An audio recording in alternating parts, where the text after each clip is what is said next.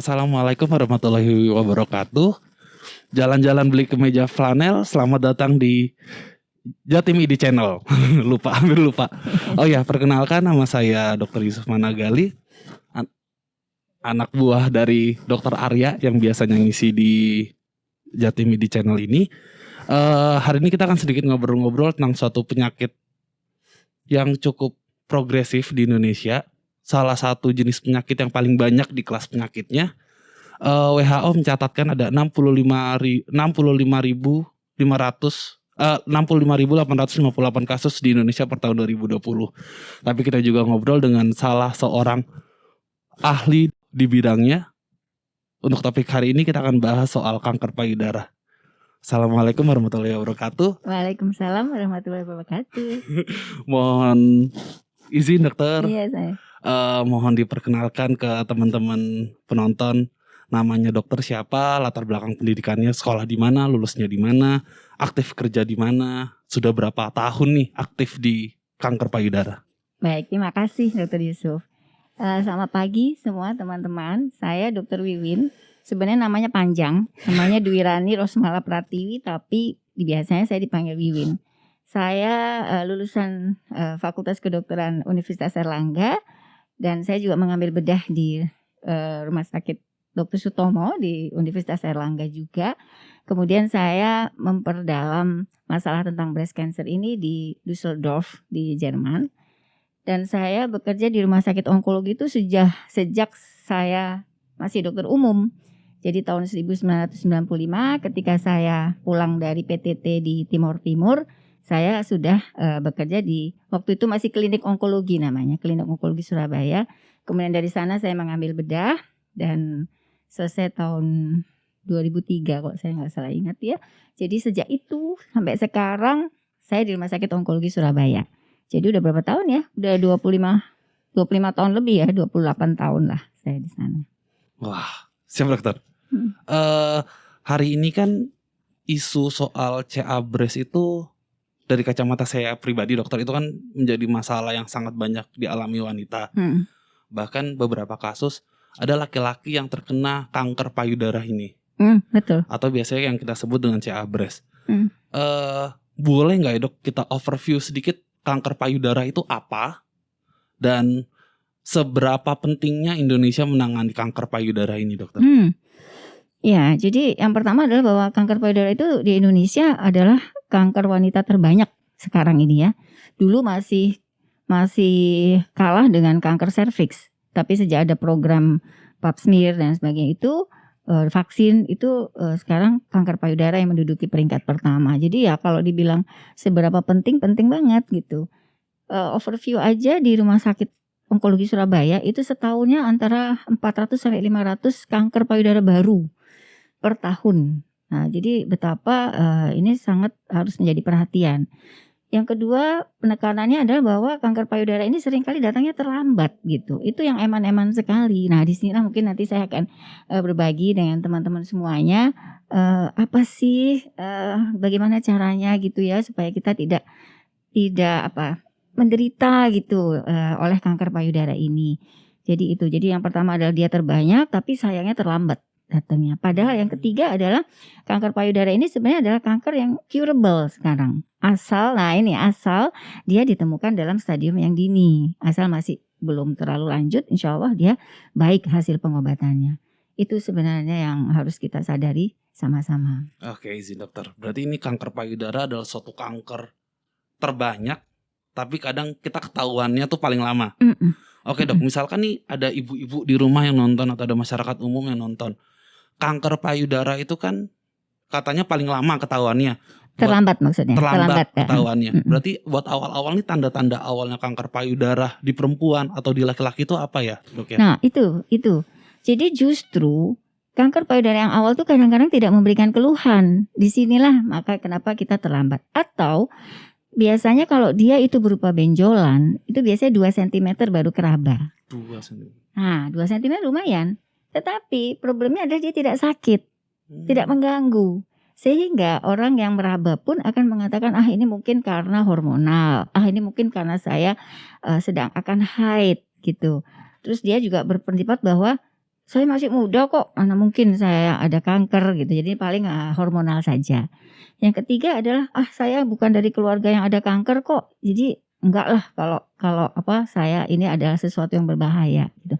Jadi stigma-stigma seperti itu bahwa kanker itu selalu genetik. Padahal sebenarnya genetik itu hanya 10% dari populasi orang yang kanker tuh ada genetiknya ya. Kemudian masih muda nggak mungkin terkena kanker. Itu pun pendapat yang keliru karena di rumah sakit kita, rumah sakit onkologi Surabaya itu paling muda itu 16 tahun Kena kena positif. kanker payudara oke, ya. Jadi stigma-stigma itu yang harus kita hapus. Jadi ada apapun di payudara walaupun itu tidak nyeri atau tidak mengganggu, periksakan dulu apakah ini berbahaya atau tidak. Kemudian yang kedua lagi adalah bahwa kanker payudara yang dini itu sama sekali tidak terasa. Kanker payudara dini yang terkecil di Rumah Sakit Onkologi Surabaya itu 4 mm. Lah kalau 4 mm di dalam payudara kan pasti nggak akan terasa gitu. Sehingga ada yang namanya program screening.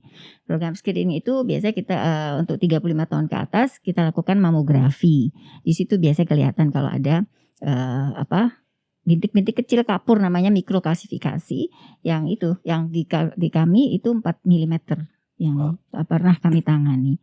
Nah, memang untuk yang di bawah 35 tahun itu yang memang harus betul-betul waspada terhadap gejala yang timbul di dalam dirinya.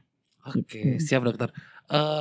Misalkan nih dok, ada teman-teman yang nonton tiba-tiba dia di daerah tidak di center seperti Surabaya, lalu dia ingin melakukan cek pemeriksaan fisik untuk badannya sendiri. Itu apakah bisa dilakukan atau tidak ya dok ya? Ya, jadi sebenarnya sudah ada program untuk kita berupaya agar bisa mendeteksi kanker payudara ini dalam tahap yang dini. Itu sebenarnya ada 3 tahap. Yang tahap pertama sekali itu memang adalah sadari. Jadi pemeriksaan payudara sendiri, tetapi pemeriksaan payudara sendiri ini bukan dengan maksud untuk menemukan dini ya, tetapi menumbuhkan kesadaran pada wanita, pada perempuan agar mengenal dirinya, agar mengenal payudaranya. Sehingga apabila suatu saat ada sesuatu yang beda dengan biasanya, dia tuh cepat taunya. Karena ternyata memang di dalam statistik, di dalam buku-buku, dalam artikel, penelitian-penelitian itu wanita-wanita yang terbiasa memeriksa payudaranya sendiri, yang istilahnya sering melakukan sadari ya, rutin melakukan sadari, itu kanker payudara yang ditemukan lebih dini dibanding dengan orang-orang yang tidak pernah melakukan sadari. Jadi sadari itu penting untuk mengenal, sehingga lebih cepat kalau ada apa-apa. Tidak, kalau kecil sekali tetap dia nggak bisa. Sehingga ada program yang kedua yaitu pemeriksaan ke dokter. Pemeriksaan ke dokter bagaimanapun dokter, apalagi dokter yang memang bekerja di bidang payudara ya, ada breast physician, ada breast surgeon atau surgical oncologist, itu semua terbiasa bekerja di bidang payudara. Dia tentu saja lebih tahu ya harus diapakan. Misalnya dia nggak ada keluhan, itu apa yang harus kita lakukan. Itu perlu untuk ketemu dengan dokter payudara. Kalau di American Cancer Society itu mereka sudah menetapkan bahwa usia-usia 18 itu sudah harus ketemu. Nanti apalagi kalau dia di dalam keluarganya itu ada risiko, misalnya banyak keluarganya yang terkena kanker payudara. Itu nanti ada pedomannya harus pemeriksaan apa. Gitu. Izin dok, berarti di Amerika itu wajib. Ya, jadi ada namanya program screening. Oh. Program screening untuk mereka itu sudah program pemerintah ya. Program pemerintah itu biasanya orang-orang yang 50 tahun ke atas itu wajib untuk mamografi 1 tahun 1 kali. Nah itu yang di kita belum. Tapi kalau kita tahu, kita kan bisa menyarankan pada pasien untuk melakukan itu sesuai dengan risiko yang ada pada dirinya. Nah yang ketiga adalah pemeriksaan radiologi. Jadi saat ini yang bisa menemukan kanker payudara yang kecil, yang sangat dini itu memang baru mamografi. Jadi memang mamografi ini adalah alat screening yang sampai saat ini screening payudara yang masih dilakukan adalah screening mamografi. Oke, siap dok. Izin merangkum sedikit dok. Jadi misalkan kanker payudara itu kita ada punya 3 pemeriksaan. Satu sadari, teman-teman namanya sadari itu adalah pemeriksaan payudara sendiri. Itu teman-teman bisa Google sendiri. Tapi kalau teman-teman bingung bisa ke puskesmas kayak udah oke banget sih dokter. Bagus ya. Pas saya ke puskesmas tuh kayaknya udah oke banget sih sadari. Kalau teman-teman pengen ngecek cukup ke puskesmas, nanti bisa diajarin sadari. Atau bakal dicekin sama perawat-perawatnya perempuan tuh nanti insya Allah bisa. Kedua, bisa langsung ke dokter Kalau ke dokter puskesmas apakah oke dok? Nah, jadi kita sebenarnya rumah sakit onkologi itu ingin sekali berbagi gitu ya, karena kita sehari-hari selalu berhadapan ini. Jadi kita punya program yang namanya Breast Physician Course. Jadi kita membantu teman-teman dokter di daerah untuk apa ya, kenal lah gitu dengan apa sih dokter kalau biasa memeriksa payudara itu bagaimana. Jadi ada yang namanya breast physician. Tapi sebenarnya kalau teman-teman di daerah kan kita semua sudah dapat tuh pendidikan itu waktu kita sekolah kedokteran ya. Jadi cuma diinikan aja, di apa istilahnya, dibiasakan lagi bahwa setiap perempuan yang periksa itu coba juga diperiksa payudaranya. Karena kalau kita terbiasa memeriksa payudara, akhirnya kita paham kok. Oh ini ada sesuatu yang tidak normal, ini nanti lama-lama kita bisa tahu. Dok, mau nanya lagi dok. Kan tadi kanker payudara itu kita selalu ngebahas kanker payudara dan perempuan. Pertanyaan masyarakat dan mitos yang tumbuh berkembang di masyarakat bahwa kanker payudara itu ya cuma untuk perempuan. Pertanyaannya apakah laki-laki juga bisa kena kanker payudara itu juga dok? Bisa. Jadi 1% dari populasi orang yang kena breast cancer itu adalah laki-laki. Mengapa? Karena sebenarnya laki-laki itu juga punya kelenjar payudara kan, cuma dia tidak berkembang. Nah, jadi pada laki-laki itu biasanya harus waspada terhadap genetik. Biasanya ada genetik ya. Jadi apakah di keluarganya ada saudara-saudara, apalagi saudara-saudara yang tahap pertama ya. Jadi bapak, ibu, kakak, adik itu ada yang kena breast cancer enggak? Kalau ada dia harus waspada. Laki-laki ini sebenarnya lebih gampang karena begitu ada benjolan kan pasti terasa karena payudaranya tidak terlalu besar. Nah, jadi kalau terasa ada benjolan jangan dianggap uci-uci aja, periksa aja dulu. Dipastikan bahwa itu bukan sesuatu yang berbahaya. Jadi ada. Oh, izin dok. Berarti sadar itu juga bisa di laki-laki. Praktekkan laki-laki. Iya. Wow, saya akan periksa. Iya, apalagi yang payudaranya berlemak, ya kan? Jadi siap dok. Ya. Izin merangkum teman-teman, berarti kanker payudara ini bisa ke laki-laki. Mohon maaf dok, 1% dari total populasi. Iya. Kalau di prakteknya dokter sendiri pernah ketemu yang laki-laki? Banyak. Bukan. Ya, artinya mungkin hampir setiap tahun ada satu lah paling enggak ya. Satu dua gitu ada ya dok ya? Iya, 1-2 pasien laki-laki. Ada tips and trick nggak ya dokter buat teman-teman di rumah soal ini loh, gaya hidup yang bisa menghindari kanker payudara atau gaya hidup yang bisa nurunin resiko kita kena kanker payudara dok? Iya, jadi memang WHO sudah bilang ya bahwa cancer adalah penyakit-penyakit gaya hidup. Nah, tapi memang sampai sekarang untuk kanker payudara khususnya itu memang belum sampai final bahwa gaya hidup itu memang bisa menyebabkan, bukan menyebabkan tapi memang berisiko, membuat orang tuh menjadi berisiko lebih banyak. Ya gaya hidup apa yang menyebabkan kita berisiko untuk terkena payudara pada umumnya ada yang berhubungan dengan hormon. Terutama estrogen dan progesteron. Yang berhubungan dengan hormon itu apa aja misalnya? Obesitas. Itu salah satu ya, karena kita tahu bahwa sel lemak itu dirubah menjadi estrogen. Jadi kalau bisa jangan obes. Ya, bagaimana supaya nggak obes? Ya tentu saja olahraga dan makan makanan yang sehat. Makanan yang sehat itu terutama jenisnya ya, jenis dan jumlah terutama. Jadi sesuaikan dengan kebutuhan kita, kebutuhan harian ya. Jadi makanan sehat kita tahulah yang bukan junk food ya, kurang dari lemak jenuh seperti itu. Jadi ya Dokter Yusuf ini harus mengurangi mengurangi jajanan-jajanan yang berminyak, terutama gorengan tuh yang kita sering lupa ya. Kemudian olahraga itu penting banget karena dengan olahraga itu kita akan membakar lemak-lemak yang tidak baik ya. Kemudian membuang zat-zat yang buruk juga melalui keringat, melalui ini. Jadi olahraga itu penting sekali. Kemudian yang sering kita lupa itu begadang, tidur. Nah ternyata kan Yusuf juga tahu bahwa sel kita, tubuh kita itu kan sebenarnya ada masa turun mesin ya. Ya turun mesin kita itu kan biasanya pada saat kita tidur malam. Nah tidur malam yang jam berapa itu kita sudah rangkum, ternyata itu adalah jam 11 sampai jam 2 malam itu waktunya sel-sel kita untuk memperbaiki diri.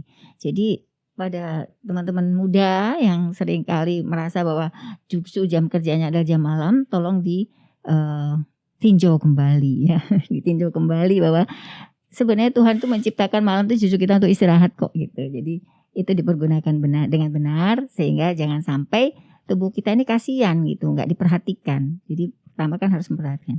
Jadi itu dan yang terakhir tentu saja stres ya.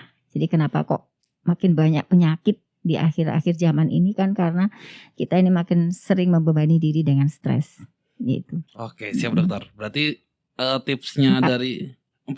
4. Tipsnya dari dokter Win adalah 1, jangan obes. Makanan itu dijaga. Ya, makanan sehingga menghindari obesitas. Siap dokter. Buat teman-teman yang obes, kurusin badan teman-teman, termasuk saya juga. Aduh. Caranya dengan olahraga. Ketiga, jangan begadang. Tapi izin dok mau nanya, misalkan nih ada pekerjaan-pekerjaan yang harus begadang, seperti teman-teman ID yang harus jaga malam, dia bisa balas dendam di tidur paginya. Sebenarnya kalau itu bukan merusakan kebiasaan kan enggak apa-apa. Yang jadi masalah kan ada orang-orang yang memang setiap saat dia harus begadang. Misalnya contoh ya, saya ada beberapa pasien itu, kenapa kok payudaranya sakit terus gitu. Ternyata setelah saya korek-korek, dia itu kerjanya memang malam. Karena dia berhubungan dengan orang-orang di negara bagian belahan lain. Yang jamnya berbalikan dengan kita. Jadi ketika mereka pagi, kita malam. Nah itu berisiko. Jadi kalau hanya untuk shift tertentu yang, tapi ingat ada orang yang sering senang sekali shift malam, jangan, harus gantian ya. Ada satu penelitian dulu waktu saya sedang pendidikan itu pernah saya baca, itu satu penelitian yang meneliti tentang perawat. Ternyata perawat-perawat yang terkena breast cancer itu banyak yang suka shift malam. Jadi tapi itu penelitian yang tidak mungkin belum harus dianu ya. Tapi artinya kita harus hati-hati, tetap harus hati-hati. Berarti memang resiko kanker payudara ini tuh bisa diprediksi ya dok ya, kalau dari penelitian tersebut. Iya, jadi sebenarnya kan memang penyebab kanker payudara itu kita tidak tahu, tetapi ada faktor-faktor risikonya. Nah, faktor risikonya salah satu memang gaya hidup.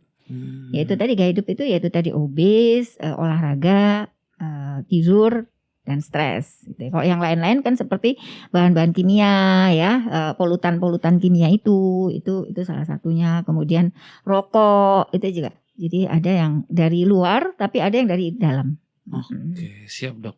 Yang terakhir dok, nomor 4, stres. Itu ya lingkungan pekerjaan dokter kan pasti. Iya, dokter tuh semua stres. Makanya jangan dibuat stres. Jadinya gini, artinya kalau saya sendiri sih selalu bilang, untuk apa sih saya melakukan pekerjaan ini kan gitu. Selalu saya bilang bahwa it is not for me myself, tapi untuk semuanya gitu. Kalau rakyat atau kalau teman-teman lingkungan kita sehat itu lebih mudah lah kita juga untuk sehat gitu. Jadi kalau saya capek saya berhenti. Tidak, makanya saya tidak praktek di banyak tempat. Saya hanya satu saja praktek di rumah sakit onkologi.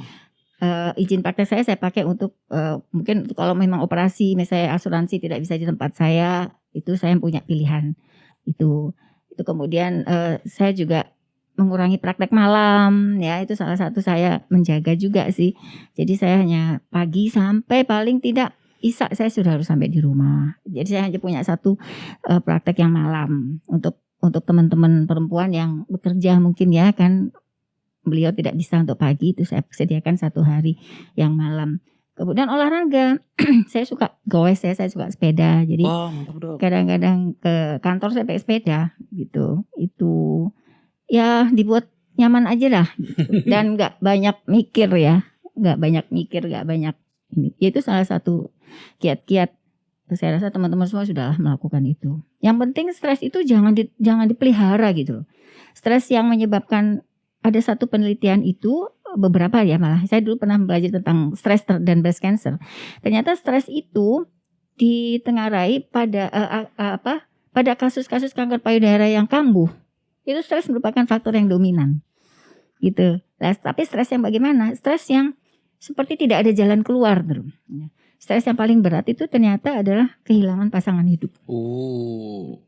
Itu dalam beberapa penelitian. Jadi stres yang seperti itu yang dia susah bangkit dari keterpurukan itu. Yang kenapa kok sampai begitu? Ya kita tahu bahwa stres itu menimbulkan asam laktat yang tinggi di dalam tubuh, dan asam laktat itu merusak sel kan, merusak sel kita. Jadi kanker itu kan rusaknya sistem di dalam sel. Jadi itu salah satu yang mendasari. Oh, tapi itu menarik banget sih dok. Berarti kan kita ngebahas cara menghindari kanker payudara tuh ada 4. Satu, dengan jaga pola makan.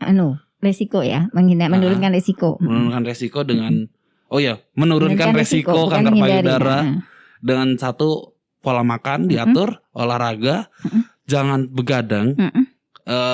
Sesuai dengan penelitiannya dokter. Ada penelitian satu penelitian yang di luar. Dan satu lagi adalah stres, dan stresnya ini paling sering karena kehilangan pasangan. Stres yang yang nggak bisa persisten. bounce back ya, dok, ya? Tapi dalam penelitian yang pernah saya baca itu salah satunya yang paling tinggi itu adalah itu kehilangan pasangan hidup. Yes, jomblo saya dok. Oke, siap dokter. Ya nggak boleh jomblo terus. Siap dok, nanti cari dok habis ini dok. Amin. Dok, misalkan nih, satu kan berarti ada kemungkinan bahwa kanker payudara itu bisa diprediksi. Misalkan ada seorang perempuan, faktor resikonya lebih tinggi, sering begadang, kehilangan suaminya entah karena apa, lalu tiba-tiba dia terkena kanker payudara. Sebenarnya dok, sistem asuransi kita, BPJS kita itu tuh nyukupi nggak ya dok? Ya nyukupi tuh mau nampung nggak sih dok kanker payudara ini? Oh iya, saya juga melayani pasien-pasien BPJS ya.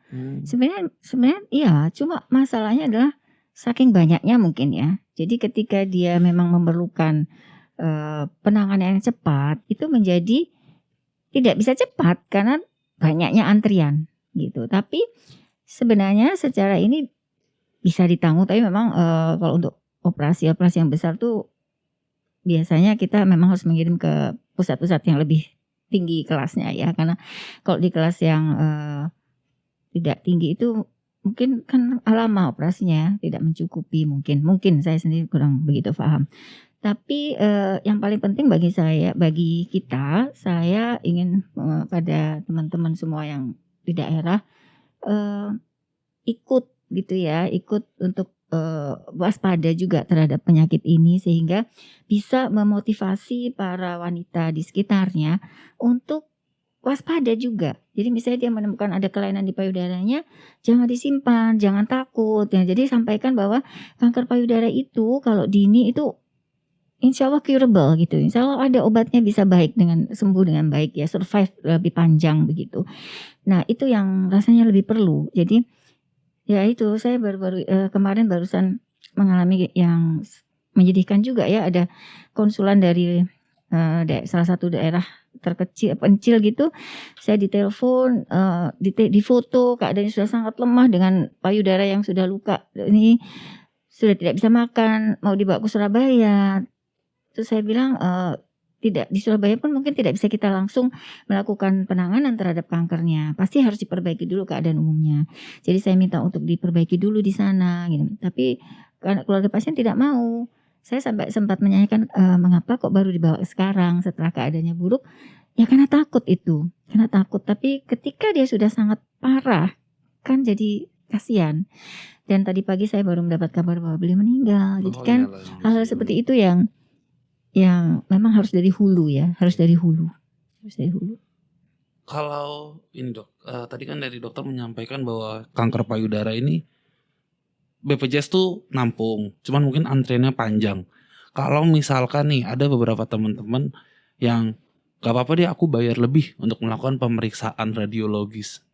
Sekiranya itu pertama itu apakah cukup mahal atau enggak? Selanjutnya itu kalau seandainya mahal, kenapa sih dok itu mahal? Ya, jadi kita tahu bahwa kedokteran itu sekarang khususnya ya, di zaman-zaman sekarang itu sangat membutuhkan teknologi. Jadi kita dalam tanda petik tuh bergantung juga pada alat. Nah alat-alat inilah yang harganya juga mahal. Dan mungkin kalau di rumah sakit pemerintah itu tidak begitu terasa ya, karena kan sudah dicukupi oleh pemerintah. Tapi di rumah-rumah sakit swasta yang itu memang terasa karena karena dia adalah modal sendiri. Jadi mahal karena satu teknologinya memang mahal. Kedua dokternya itu di payudara khususnya itu ada kita masing-masing dokter spesialis itu mengambil lagi khusus ya untuk breast itu, karena memang dia sangat khusus. Dan seperti USG misalnya itu harus pendidikan lagi khusus ya dia. Jadi para breast radiologist itu tiap hari dia melihat 50 sampai 50 payudara per hari. Jadi bila dibandingkan dengan dokter-dokter lain yang tidak, itu tentu sih lebih expert ya. Jadi mungkin hal-hal itu yang bikin pemeriksaan ini terasa lebih tinggi nilainya. Tapi kalau dia normal, artinya dia hanya melakukan screening, itu kan dilakukan paling setahun sekali. Jadi misalnya bayar untuk USG 600.000 sekali setahun, gitu. Mamografi misalnya 500 sampai 800 itu sekali setahun. Itu pun bukan sekali, mungkin 2-3 tahun gitu. Jadi mungkin harus dipikirkan itu juga. Perlu dipertimbangkan berarti ya buat teman-teman yang memeriksa payudara tadi sekitar 600, nggak apa-apa tapi setahun gitu, untuk make sure itu aman ya dok ya. Oke dok, sebenarnya gini dok, kan ketika kita ngomongin kanker payudara tuh, kalau di saya sih dok, di pengalaman hidup saya ketemu beberapa perempuan yang disebut kata kanker payudara aja takut ya. Mereka sudah takut. Beberapa teman-teman ada yang cukup alhamdulillah punya rezeki lebih. Dia bisa mungkin cek USG yang ratusan ribu setiap bulan mungkin bisa, atau tiba-tiba dia pergi ke Malaysia atau Singapura. Sekiranya perlu nggak sih dok bahwa kita tuh kayak udah aku udah rezeki, oke aku langsung ke Malaysia, langsung ke Penang untuk berobat. Itu perlu nggak sih dok? Atau ternyata kita perlu bisa tuntas jangan-jangan di sini? Sebenarnya di Indonesia sudah cukup ya. Ya tidak bisa disalahkan, tapi sudah cukup sebenarnya. Jadi asal memang rumah sakit itu mempunyai standar yang sama dengan Malaysia, dengan Singapura, dengan bahkan mungkin dengan Eropa. Jadi penting memang pendampingan pasien ya. Pendampingan pasien itu juga salah satu hal yang penting di dalam kanker payudara. Pendampingan pasien itu artinya orang yang mendampingi pasien ini harus paham bahwa center yang dituju itu memang melakukan tata cara penanganan kanker payudara dengan standar, dengan baik gitu. Karena memang yang paling utama pada kanker payudara itu adalah penanganan pertama. Bila penanganan pertamanya ini bagus, insya Allah dia bagus hasilnya. Nah, itu kan harus ada standarnya ya. Apa yang harus dilakukan, pemeriksaan apa duluan, itu harus standar. Jadi di Indonesia bisa dok ya. Soalnya ini buat teman-teman juga, kadang tuh beberapa orang tuh langsung aja ke Malaysia, ke Singapura. Nanti ujung-ujungnya mereka kontrolnya di kita. Pasti sih dok. Iya. Karena kan kanker payudara itu juga merupakan long life ya. Pengobatannya juga panjang, kemudian dia harus kontrol juga setiap tahun. Nah, kalau dia lakukan di luar itu kan repot sekali. Dia jauh dari keluarga dan sebagainya. Jadi teman-teman perempuan, percayakan itu pada kami. Insya Allah dengan dukungan semua kita bisa melakukan penanganan kanker payudara itu di Indonesia dengan baik. Oke, siap dok. Ada nggak sih dok 1-2 misalkan nih, tadi kan kita sudah kita bahas treatmentnya. Tadi kan kanker payudara itu adalah suatu kanker yang curable, ini tuh bisa diobati. Tantangan dalam pengobatannya itu apa aja sih mungkin buat teman-teman yang sedang lagi melakukan pengobatan kanker payudara, untuk tahu bahwa mungkin emang ini prosesnya panjang sekali ya dok ya. Ada nggak sih dok tantangan-tantangan khusus atau tips-tips buat teman-teman yang mungkin sedang berobat? Iya, jadi memang pengobatan kanker payudara itu memang saya akui berat, tapi dengan dukungan keluarga ya, kemudian dengan yakin ya, hati yang kalau orang Jawa bilang tatak ya, insya Allah ini bisa teman-teman lalui dengan baik. Tantangannya ya memang ketahanan hati dan ketahanan badannya harus sehat, jadi makan juga harus menumbuhkan semangat untuk bisa makan dengan baik ya, harus bisa menjalani waktu demi waktu yang dilalui itu dengan sabar. Itu memang tantangannya di situ. Makanya kenapa pendampingan pasien ini sangat penting. Pendampingan itu selain dari keluarga inti ya, terutama suami kalau itu seorang istri dan ibu dari anak-anaknya, juga dari ini stakeholder itu ya perawatnya, dokternya, bahkan ada grup-grup yang memang bertugas untuk mendampingi pasien-pasien kanker. Jadi biasanya mereka terdiri dari para survivor yang sudah survive sekian tahun gitu. Mereka dengan rela hati mendampingi karena mereka tahu betapa rasanya. Ada komunitasnya berarti, Ada Dok? komunitasnya. Wow. Ada komunitas di Surabaya itu ada Reach to Recovery ya. Banyak sekali komunitas ini. Boleh sebut 1-2 nama komunitas Dok, mungkin buat teman-teman biar tahu. Ada Reach to Recovery Reach to Surabaya Recovery. itu internasional sebenarnya Wow. di banyak negara itu ada. Jadi kemudian banyak ada Pitaping, ada Loveping dan sebagainya. Pitaping. Pitaping itu di Jakarta, Loveping itu di Bali. Oke, siap dokter. Mungkin buat terakhir buat teman-teman. Kita sudah bahas banyak banget nih Dok CA-Breast dari cerita awal definisi sampai pengobatannya yang butuh banyak tantangan. Ada nggak ya Dok 1-2 pesan terakhir buat masyarakat bahwa ketika kita berhadapan dengan CA-Breast, apa pesan dari seorang dokter? Teman-teman, kanker payudara itu memang bahasanya kayaknya menakutkan, tetapi sekarang kanker payudara termasuk kanker yang curable, kanker yang bisa diobati. Ada obatnya dan hasilnya baik, terbukti baik. Jadi teman-teman, tapi kalau bisa jangan terlambat. Jadi begitu teman-teman ada apa saja yang dirasakan di payudaranya, segeralah pastikan bahwa yang dirasakan itu bukan sesuatu yang berbahaya. Apalagi kalau itu kanker, kalau itu dini, insya Allah kita bisa atasi bersama-sama dengan hasil yang baik. Kayak gitu. Amin. Terima kasih Amin. banyak. Everyone, Dr. Dwi Rani Rosmala Pratiwi, spesialis bedah FICS Fitch. Terima kasih banyak telah menonton. Dokter, terima kasih banyak dokter. Terima kasih Dr. Yusuf. Sehat selalu. Assalamualaikum. Assalamualaikum.